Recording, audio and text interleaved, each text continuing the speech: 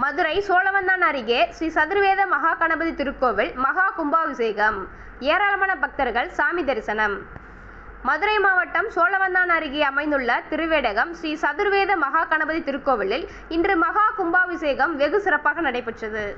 முன்னதாக அதிகாலையில் சிவச்சாரியார்கள் வேத மந்திரங்கள் முழங்க யாக பூஜைகளை நடத்தினர். தொடர்ந்து கோபுர கலசங்களில் புனித நீர் ஊற்றப்பட்டது. பின்னர் மகா கணபதிக்கு 12 திரவியங்களால் அபிஷேகம் மற்றும் சிறப்பு பூஜைகள் செய்யப்பட்டு தீபாரணை காண்பிக்கப்பட்டது.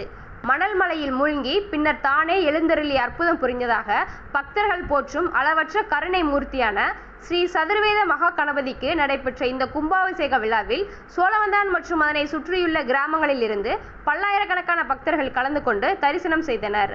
பின்னர் பக்தர்களுக்கு அன்னதானம் வழங்கப்பட்டது.